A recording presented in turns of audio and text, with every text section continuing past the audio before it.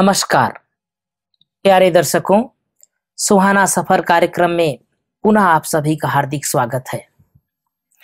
हम सभी कभी भी जब यात्रा पर निकलते हैं तो यात्रा में अनेक लोग मिलते हैं। आप बस में बैठे हैं, आपके बगल में कोई आकर के बैठ जाते हैं। आप ट्रेन में सफर कर रहे हैं, कई नए लोग मिल जाते हैं, कुछ पुराने उतर जाते हैं। ये जीवन भी एक यात्रा है। इस जीवन में कुछ नए रिश्ते बनते हैं, कुछ पुराने रिश्ते बिछुड़ जाते हैं। इन सब के बीच हमारे बोल का बहुत महत्व है। हमें सदैव अच्छे बोल बोलना चाहिए। मुझे एक छोटा सा दृष्टांत याद आ रहा है। एक बार कौवा और कोयल एक स्थान पर दोनों रहते थे। कोयल को सब प्यार करते थे, कौवा को लोग भगाते थे। कौवा बहुत परेशान हो जाता था। कोयल को एक बार निमंत्रण मिला, इंद्रलोक में आकर के गीत सुनाइए। कोयल दौड़े दौड़े गई और वहां इंद्रलोक में जाकर के बहुत सुंदर गीत सुनाई। सभी देवगण उपस्थित हुए थे, सबने वाहवाही किया, ताली बजाया। जब वो लौटने लगी तो इंद्रदेव ने उसके गले में सोने का चैन डाल दिया। वो खुशी खुशी से नीचे पृथ्वीलोक पर आई। ये देख करके कौवा के मन में प्रश्न उठा। कहा, दीदी तुम्हारे गले में सोने का चैन कौन डाला? तो कोयल ने कहा, भैया मैं आज इंद्रलोक गई थी, वहां जाकर के गीत सुनाया तो देवगण प्रसन्न होकर के मेरे गले में सोने का चैन डाला।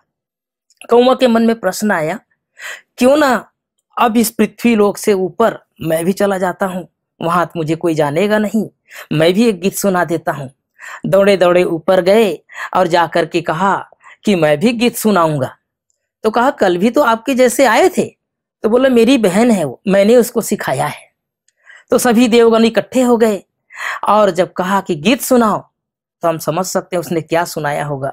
जैसे ही कांव कांव किया, देवगण अपने कान बंद कर लिए और कहा, भगाओ इसको यहां से, इसको भगाओ यहां से।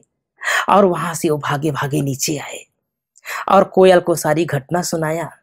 तो कोयल ने कहा, कौवा स्थान बदलने से कुछ नहीं होता, अपना बोल बदलिए। हम सब चर्चा करेंगे आज और विशेष रूप से कि हमारे बोल का प्रभाव कितना पड़ता है।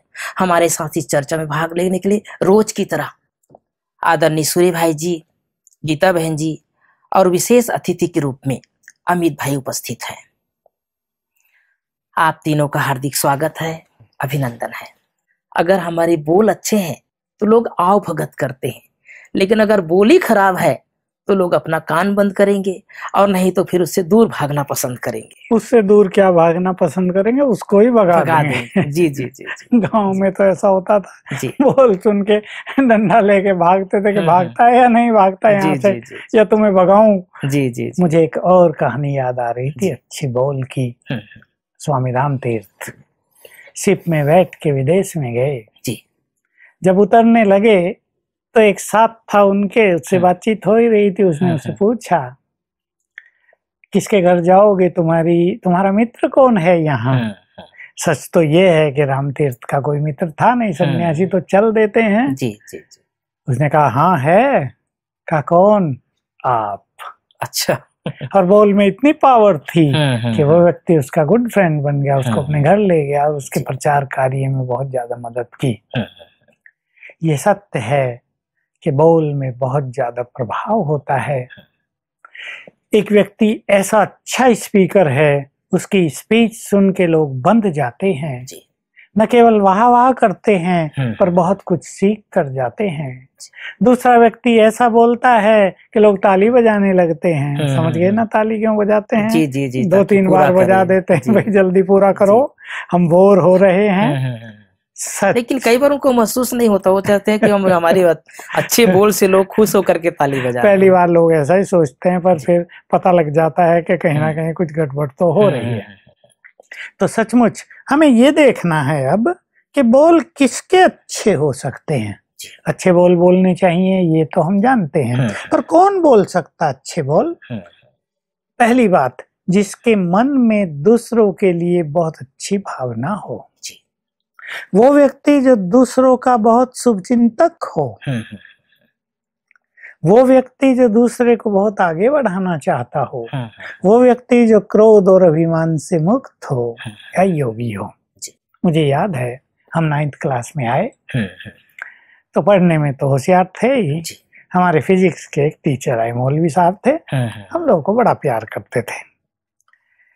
हम फिजिक्स का वो काम देते थे ना, हमने फटाफट किया। सबसे पहले मैं ही कर लेता था, और वो लिखते तो थे ही वेरी गुड, फाइन, कभी ब्यूटीफुल, लेकिन साथ में मुख से बोलते थे हाँ बहुत अच्छा करते हो। उनके बोल ने फिजिक्स को हमारे लिए एक एंजॉयमेंट बना दिया था। मैं याद करता हूँ, बाद में मुझे मिले, मैं वहां गया, मैं उन्हें दिल से धन्यवाद देता था कि उनके एनकरेजिंग बोल ने, वाह वाह करने की उनकी आदत ने हमें फिजिक्स, केमिस्ट्री और फिर मैथमेटिक्स भी वही पढ़ा देते थे। इन तीनों को ऐसा बना दिया कि हम इनको एंजॉय करने लगे। लोग कहते थे फिजिक्स बड़ा टफ सब्जेक्ट है, और हमारे उंगलियों पर होती थी सब चीजें। उसमें सबसे ज्यादा प्रभाव आपके टीचर का पड़ा, कि उसने किस तरह से आपको उमंग उत्साह दिलाया। तो मैं ये कहूंगा, जो अध्यापन कार्य में है उनके बोल, जो डॉक्टर्स हैं उनके बोल, और जो माताएं हैं बच्चों से सीधा कनेक्शन उनका होता है ना, उनके बोल। विशेष रूप से 3 लोगों के बोल बड़े प्रभावी हैं आजकल। डॉक्टर्स के पास भी बहुत लोग जाते हैं, और भयानक बीमारियों के साथ भी जाते हैं, और कभी कभी डॉक्टर को इरिटेट भी कर देते हैं। मुझे याद है डॉक्टर बैठे थे, हमारे ज्ञान वाले थे, वो पेशेंट बार बार पूछ रहा है डॉक्टर साहब मैं ठीक तो हो जाऊंगा ना? वो उसे प्यार से करे बिल्कुल ठीक हो जाएगा। फिर 2 बार डॉक्टर साहब मैं वैसा ही हो जाऊंगा ना जैसे पहले था? हाँ हाँ तुम वैसे। 5 बार पूछा जी। और डॉक्टर ने बड़े प्यार से उसको उत्तर दिया। जब वो चला गया मैंने पूछा डॉक्टर साहब बड़े आप तो वंडरफुल आदमी हो, हमसे भी कोई बार बार पूछे हम भी कहते हैं बता तो दिया कि दिमाग खा रहे हो, वही बात रिपीट कर। कहा क्या करें भाई, ये हमसे ऐसा ही सुनना चाहते हैं। जी। यही एक हीलिंग भी है डॉक्टर को भी एक प्रकार से भगवान का रूप मानते ये हीलिंग है उनके लिए। हमारा ये कहना उनके आत्मविश्वास को बढ़ा देता है, और हमें ये बोलना ही पड़ता है। हम जानते हैं कि ये व्यक्ति बार बार पूछ रहा है हमारे पास, हम दूसरे पेशेंट से बात कर रहे तो वो पूछ रहा है, लेकिन हम इसको माइंड नहीं करते। शिक्षक देखिए वो पढ़ाता है, अगर उसमें क्रोध बहुत है और वो बच्चों की इंसल्ट करता है, कभी कभी इंसल्टिंग बोलने की आदत पड़ जाती है टीचर्स का। तुम तो बुद्धू है बिल्कुल, तुम तो फेल ही होगा, तुम क्यों हमारी क्लास को बदनाम करने के लिए यहाँ एडमिशन ले लिया है, पढ़ना लिखना नहीं तो अपने घर जाओ ना, बैठो ना। तो बच्चों में निराशा होती है, उनके ब्रेन की स्थिति में गिरावट आती है। पढ़ने में जो कमजोर हैं और रुचि नहीं लेते उनको क्या बोले? तो यही मैं सिखाता हूँ सबको, और मैंने भी खुद किया है। मैंने अपने साथियों से कराया, तुम बहुत होशियार हो, अरे तुम तो जरा सी मेहनत करोगे, अभी 3rd क्लास आती है, 2nd आएगी, होशियार नहीं है तो भी कहीं बार बार तो भी। और हम एक और चीज सिखाते हैं, सबकॉन्शियस माइंड में हम चर्चा कराए हैं कि बच्चे उठते ही संकल्प करें मैं बहुत बुद्धिमान हूँ, आई लव दिस सब्जेक्ट, तो एकदम विकास होने लगता है। ऐसे ही माताओं को मैं विशेष कहूंगा, माता का बच्चों पर गहरा इफेक्ट है। बच्चे बीमार हो जाएं घरों में, उनको उमंग दिलाएंगे, ऐसे नहीं खुद भी उदास हो जाएं और उनको भी उदास कर दे, हाय मेरा बच्चा, इसको क्या हो गया, इसको कुछ हो न जाए, अरे किसने इसको बद्दुआएं दे दी, किसकी बुरी नजर लग गई, ये नहीं। उसको ऐसे अच्छे बोल, अरे तुम तो ठीक हुआ कि हुआ, आओ खाना खाओ, पानी पियो, लो गोद में ले उसको, उसके सिर पे हाथ फेर ले। आजकल के बच्चों का मन पर भाई जी माँ बाप का बहुत प्रभाव ज्यादा।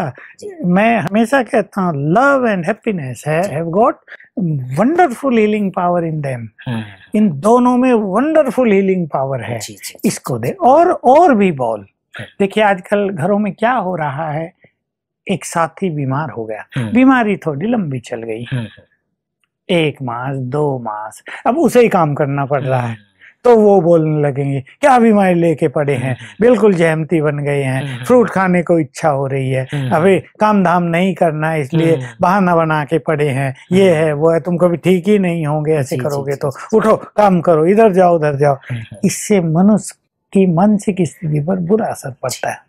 अच्छा, उसी को इस ढंग से कहा जा सकता है, अरे थोड़ी सी बीमारी है, काम में लगोगे, बीमारी भूल भी जाएगी, ठीक भी हो जाएगी, तो देखो उसका मनोबल बढ़ जाएगा। आज की बात है, हमारे किचन में एक ऐसा युवक जिसने इंजीनियरिंग किया है और कमर दर्द बहुत ज्यादा हो रहा है, इलाज भी करा लेकिन कुछ हुआ नहीं। मैंने उसे कल कहा तुम आ जाओ किचन में, बेल्ट बांध लो, सेवा करो, सेवा करने का बल तुम्हें मिलेगा, तुम आपे ठीक हो जाओगे। आने लगा। जो बेड पे था वो मैं देखा आज सवेर से वहां उपस्थित था। तो हमारे बोल दूसरों को बहुत उमंग दिलाते हैं, उनकी बहुत चीजों को ठीक कर देते हैं। हमें इस तरह ध्यान देना चाहिए। जी, बहुत सुंदर बात आपने बताया कि वास्तव में हम अपने बोल के ऊपर इतना ध्यान दें। गीता बहन जी, आपसे थोड़ा ये प्रकाश चाहता हूँ कि खास करके भाई जी ने जो लास्ट में बताया कि माताओं को अपने बच्चों के ऊपर बहुत ध्यान रखना चाहिए। खास करके छोटे बच्चे हम देखते हैं कि अपने माँ बाप को देखते रहते हैं, वो नोट करते रहते हैं कि मेरी मम्मी पापा से कैसे बात करते हैं, पापा मम्मी से कैसे व्यवहार करते हैं, और उसका लंबे काल तक उसका प्रभाव पड़ता है। जब हम बड़े हो जाते हैं, आज भी हम अपने बचपन याद करते हैं तो वो दिन याद आते हैं कि मेरी मम्मी मेरे से कैसे व्यवहार करती थी। क्या करें माताएं विशेष रूप से अपने बच्चों के साथ अच्छे बोल बोलने के लिए? हमारी माताओं बहनों की विशेष जिम्मेदारी होती है कि वो बहुत ही संयमित और नपे तुले बोल बोले, मजाक भी करें तो संयम से करें, क्योंकि जो हम कुछ बोल रहे हैं हमारे बच्चे वो सब सीख रहे हैं, उनके मानस पटल पर वो अंकित हो रहे हैं। कई परिवारों में हमने देखा है कि हस्बैंड वाइफ बच्चों के सामने झगड़ा करना शुरू कर देते हैं, अनाप शनाप बोलना शुरू कर देते हैं, और 2-4 दिन के बाद पता चलता है कि बच्चे भी झगड़ा करके वही शब्द उच्चारित कर रहे हैं जो उनको विरासत में मिल गए हैं एक्चुअली। और फिर माता पिता उनको कुछ कह भी नहीं पाते क्योंकि उन्होंने खुद ही बोला, तो क्या मुंह लेकर के उनके सामने बोलेंगे। लेकिन वो बाद में क्या होता है, वो आदत इतनी पक जाती है कि फिर वो उन्हीं को ही सुनाने लग जाते हैं। फिर कहते हैं अरे देखो हमने इनको बोलना सिखाया और आज ये जो है हमारे ऊपर ही ऐसे प्रयोग कर रहे हैं, या जो है हमारे ऊपर ही टूट पड़े हैं। तो कभी भी गलत बातें, गलत शब्द अपने बच्चों को ना दिखाए। आपने देखा होगा रोहित भाई, जिस घर में तू तू तू तू कह के बात होती है एक दूसरे को, तो वहां के बच्चे भी रिस्पेक्टली बात नहीं करते, वो छोटे बड़े सबको तू तू कह के बात करते हैं। लेकिन कुछ माता पिता अपने बच्चों को बचपन से ही आप कह के बात करते, बच्चों को ही आप कह के बुलाएंगे, बेटा आप ऐसा कर लो, बेटा आप यहाँ जाओ, बेटा आप वहां जाओ। तो नेचुरली उनकी बचपन से एक नेचर बन जाती है सबको आप बोलने की, एक रिस्पेक्ट देने की नेचर बन जाती है। तो हम जैसा व्यवहार में बोल यूज करते हैं, कहीं ना कहीं हमारे परिवार के लोग, हमारे बच्चे लोग उसे रिसीव जरूर करते हैं। दूसरी बात, हमारी भावनाएं, ये बातें बहुत इंपॉर्टेंस रखती हैं हमारी लाइफ में। और सबसे बड़ी बात जो है, बोल को भी जो सार्थक बनाती है या दिल तक पहुंचाती है, दिमाग में उसकी छाप छोड़ती है, वो होती हैं हमारी भावनाएं। कहीं ऐसा तो नहीं हो रहा, जो एक हिंदी में कहावत है कि मुंह में राम बगल में छुरी, कि मुंह से तो हम बहुत मीठा मीठा बोल रहे हैं, लेकिन कई बार हमारे मन में जहर उत्पन्न हुआ रहता है, मुख में मिश्री फूट रही है और मन में कड़वाहट भरी हुई है। तो हमारे बोल से पहले जो हमारे मन की वृत्ति है, उसके वाइब्रेशंस हमारे मन को कहीं ना कहीं टच हो जाते हैं, जिससे मैं बात कर रही हूँ।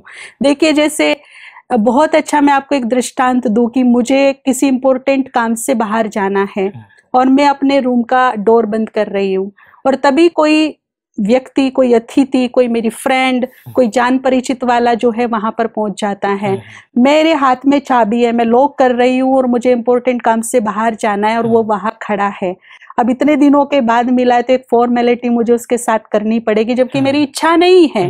फिर भी मैं उसको, अरे बहुत दिनों के बाद आई, बड़ी खुशी हुई, वेलकम करूंगी, लेकिन मेरे मन में क्या है, देखा ऐसे टाइम पे आया, मेरा सारा काम खराब हो जाएगा, ये हो जाएगा। मन में दूसरा तूफान चल रहा है और मुंह से मैं कुछ और शब्द बोल रही हूँ। मैंने फिर वापस अपना डोर ओपन किया, उसे रूम में भी लेकर के गई, उसके लिए चाय भी बना रही हूँ, टाइम वेस्ट कर दिया। ऐसे खराब समय पे आती है ना हमेशा, देखा मेरा अच्छा खासा मूड खराब कर दिया, और स्माइल करके मैं उसे चाय दे रही हूँ। तो मेरे मन में कुछ और चल रहा है, लेकिन शब्दों में कुछ और आ रहा है। तो ये शब्द भी कहीं ना कहीं मेरे मन पे अपनी छाप जरूर छोड़ देते हैं। वो अपनापन जो एक दिखावे के रूप में मुझे मिल रहा है, वो मुझे फील हो जाता है, कहीं ना कहीं मुझे जरूर फील हो जाता है कि ये मेरे से खुश नहीं है, या मुझे खुद को ऐसा फील होने लगेगा कि मैं रॉन्ग टाइम पे आ गई हूँ, या मुझे जल्दी जाना चाहिए। तो इस तरह का भी व्यवहार नहीं, मन भी साफ, मुख भी अच्छा। तो वो शब्द जो है एक मेडिसिन की तरह हमारे जीवन में काम करते हैं। लास्ट में मैं दर्शकों को 2 बातें कहना चाहूंगी जो आपके और हम सबके जीवन में बहुत लाभप्रद होंगे। हमारे सामने 2 मार्ग हैं, 2 रास्ते हैं, 2 ऑप्शन है, चूज हमें करना है। हमारा लाइफ स्टाइल कैसा हो ये हमें खुद को चूज करना है। हमारे मुख से निकले बोल शब्द औरों के लिए और मेरे लिए औषधि भी बन सकते हैं, दवा भी बन सकते हैं, दुआ भी बन सकते हैं, और इसके अपोजिट दूसरा ऑप्शन है, दर्द भी बन सकते हैं, जख्म भी बन सकते हैं, बद्दुआएं भी बन सकते हैं। ये 2 मार्ग हैं। ये 2 मार्ग हैं। सभी बुद्धिमान लोग हैं। डिसाइड मुझे खुद को करना है कि मुझे कौन से मार्ग पर चलना है। जो भी मैं करूंगी वो मुझे हरगिज मिलेगा, आज नहीं तो कल मिलेगा। अगर मैं अच्छा कर रही हूँ, अच्छा बोल रही हूँ, औषधि बन रही हूँ, दुआएं बन रही हूँ, तो मेरे पास लौटकर वो ही आएगा जो मैं कर रही हूँ। इस कर्म गति से कोई नहीं बच सकता, ये टाले नहीं टलती है। आज नहीं तो कल मुझे उसे फेस करना होगा। इसीलिए वही शब्द बोलिए जो आप चाहते हो, अपने लिए चाहते हो, जो आपके कानों को सुख प्रदान करे, जो आपके चित्त को शांत करे। वही वाणी आज से हम दूसरों को देना शुरू कर दे। नहीं तो आजकल देखिए जो हमारे बड़े बुजुर्ग हैं, आजकल के बेटे बहू उनके साथ ऐसा व्यवहार करते हैं कि सर्वेंट से भी बदतर, नौकरों से भी बदतर उनकी हालत कर देते हैं। बेचारों को रोने भी नहीं देते। अच्छा, रो करके हमारी बदनामी करोगे, लोगों को दिखाओगे कि हम तुम्हें तंग कर रहे हैं। छुप छुप करके वो घुट घुट करके जीते हैं। तो हम अपने बड़े बुजुर्गों के साथ जो हमारे घर में हैं, वो आज हमें फल नहीं दे सकते, कोई बात नहीं। हाँ, वो हमें छाया तो दे सकते हैं, और उन्होंने हमें इतना फल दिया है कि हम फलीभूत हैं। और बड़े बुजुर्ग जो होते हैं हमारे घर की शोभा होते हैं, हमारे घर की रौनक होते हैं, एक सुरक्षा कवच के रूप में वो बैठे रहते हैं। उनका हम कुछ नहीं कर सकते, उन्हें हम मीठे बोल तो बोल सकते हैं, और उनका वाइब्रेशन निरंतर घर पर पड़ता रहता है, बच्चों के ऊपर, बड़ों के ऊपर भी। कोई बुजुर्ग जिस घर में है उसका प्रभाव हमेशा पड़ता है। और हम अपने बड़े बुजुर्गों से भी यही कहना चाहेंगे कि आपके पास तो अनुभवों की खान है, उन अनुभवों को अपने मीठे शब्दों से अपने छोटों के ऊपर आशीर्वाद के रूप में बनाए रखिए। तो घरों में देखो कितनी सुख शांति और कितना खुशी का माहौल, आप सबके घर रियली में स्वर्ग बन जाएंगे। क्योंकि ये बोल ही हैं जो हम सबको परेशान किए हुए। इसने, मम्मी ने ऐसे बोल दिया, पापा ने ऐसे बोल दिया, भाई ने ऐसे बोला, बहन ने, दोस्त ने, ये बोल बोल के कारण ही हमारे बीच में डिस्प्यूट हो रही हैं, हमारे बीच में डिस्टेंस बढ़ रही हैं। अगर हम बोल ठीक कर ले तो वास्तव में हमारा जीवन बहुत ही खुशनुमा बन सकता है। बहुत सुंदर बात आपने बताया। बोल के साथ हमारी अपनी भावनाएं अच्छी होना चाहिए, क्योंकि भावनाएं भी निरंतर प्रवाहित होती रहती है। जिसके लिए हम बोल रहे हैं, बोल के साथ साथ हम भावना भी दे रहे हैं। प्रोफेसर अमित भाई, आपसे मैं थोड़ा ये जानना चाहता हूँ कि वास्तव में, क्योंकि आप दुनिया में रहते हो, परिवार में रहते हो, समाज के बीच रहते हैं, उन सब के बीच आप राज्यों का अभ्यास करते हैं, तो वहां पर आपको किस तरह से आप सामंजस्य बना करके रहते हैं उनके बीच में? स्पिरिचुअलिटी में एक तो ये हमको मालूम है कि हम जिसके साथ जैसा व्यवहार करेंगे, उसमें अगर हम अच्छा व्यवहार करेंगे तो हमारा पुण्य बनता है। अगर हम गलत व्यवहार करते हैं तो हमारा पाप कर्म बनता है। पहली चीज ये है स्पिरिचुअलिटी का समाज में सबसे पहले एक ये विजन क्लियर होना बहुत जरूरी है समाज का। तो हम ये दिमाग में रखते हैं कि भाई हमें कैसा संबंध रखना है। संबंध अगर हम बोल कड़वे रखेंगे तो उनका हमारे साथ व्यवहार फिर निगेटिव होगा, अप्रोच निगेटिव होगी, 10 बातें निगेटिव सोचेंगे, हमारा पाप कर्म बनेगा, उनका भी पाप कर्म बनेगा। तो एक तो ये चीज है। दूसरा, जैसे हम सर्विस में हैं तो वहाँ पे कई तरह की परिस्थितियां हम सामना करनी पड़ती हैं। जैसे हम तो इंजीनियरिंग इंस्टीट्यूट में हैं तो बच्चे पढ़ते हैं, सभी धर्म समुदाय के बच्चे पढ़ते हैं, तो अलग अलग कारणों से वहाँ पे कोई छोटे मोटे झगड़े वगैरह होते रहते हैं। तो जैसे मैं इंस्टीट्यूट में हूँ तो अभी पिछले साल हमारे यहाँ एक इंसिडेंट हुआ था इसमें दो समुदायों के बच्चों में आपस में किसी वजह से तनाव हुआ, फिर थोड़ा झगड़ा हुआ और झगड़ा बढ़ते बढ़ते काफी बड़ा लेवल हो गया उसका। मीडिया में निकला, नेता वगैरह भी आए, लोकल के भी, स्टेट के भी, और बाकी पेरेंट्स वगैरह भी आए उसमें। हम लोगों ने उसमें मीटिंग्स की, बहुत नेता वगैरह भी आए, बच्चे आए, उनसे पूरा जानकारी ली कि भाई क्या रीजन है। अच्छा, हमारे इंस्टीट्यूट में कैमरे भी बहुत लगे हुए हैं, वीडियो कैमरे, तो 250-300 कैमरे, उनकी हमने फुटेज सारी चेक की, देखा कि कहाँ गड़बड़ है, क्या है, पेरेंट्स को दिखाया हमने। तो वो बहुत बड़ा रूप लिया उसने, और उसमें हमें बाद में रिसर्च के बाद ये एहसास हुआ कि जो उसमें जिम्मेदार अधिकारी हमारे इंस्टीट्यूट के थे, उनका मिसबिहेव बच्चों के साथ था, और बिहेवियर अच्छा नहीं था, और कहीं इंसल्ट कर दी, किसी को कुछ कमेंट पास कर दिया, उनकी प्रॉब्लम को सुन नहीं रहे हैं, टाल रहे हैं, मतलब बहुत सारी ऐसे कारण थे। उस समय आपकी क्या मुख्य भूमिका रही वैसे? जी, मैं इंस्टीट्यूट में अपने पुराना हूँ अधिकारियों में जी, तो जो मैनेजमेंट है उसने पूरी रेस्पॉन्सिबिलिटी मेरे ऊपर डाल दी। कारण हमने जाने सारे टीचर्स से बात की, स्टाफ से बात की, उसके बाद हमने सबके साथ सामूहिक रूप से एक बड़ी, जैसे हमारे एरिया में जैसे महापंचायत टाइप हमने उसको रखा। काफी लोग उसमें आए और उनको सब कारण बताए, हमने पूरा रिसर्च किया उसमें कि प्रॉब्लम क्या रही है। वो पूरी जिम्मेदारी मेरे पे डाली मैनेजमेंट ने, तो उसको हमने सॉर्ट आउट किया, सबको कारण बताए। फिर उसके बाद मैनेजमेंट ने अधिकारी थोड़े चेंज कर दिए कुछ उसमें, फिर बाद में पूरा डिसिप्लिन का मेरे ऊपर डाल दिया उन्होंने। तो उसके बाद हम लोगों ने सब टैकल किया, बच्चों के साथ अच्छा व्यवहार, बोल अच्छे, उनकी प्रॉब्लम सुनी, उनके साथ व्यवहार अच्छा रखा, और उनको ये रियलाइज कराया कि भाई हम किसी एक धर्म के साथ नहीं है, हमारे लिए सब धर्म बराबर, क्योंकि हम स्पिरिचुअल हैं, तो हमारी नजर में तो सब धर्म बराबर है, कोई जाति भेद, धर्म भेद नहीं है। माना माहौल को शांत कर दिया, माहौल को शांत किया, पेरेंट्स के साथ मीटिंग की, उनको समझाया, पत्रकारों को समझाया, मीडिया को, सबको। तो वो माहौल फिर ठीक हो गया। अब तो बहुत अच्छा माहौल है, मतलब तब से आज तक एक छोटा सा भी इंसिडेंट नहीं हुआ है।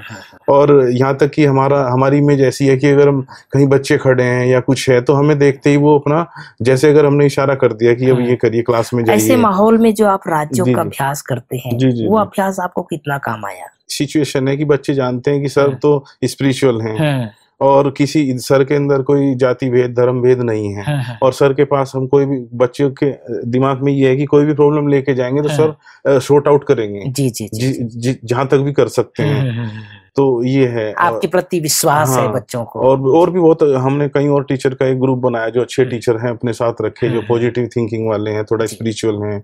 तो हम सबका बहुत कहना मानते हैं बच्चे, कोई गड़बड़ होती है एकदम बता देते हैं। तो बड़ा अच्छा, बड़ा स्पिरिचुअलिटी का बड़ा इम्पैक्ट पड़ा है डिसिप्लिन के ऊपर ना, बच्चों के ऊपर।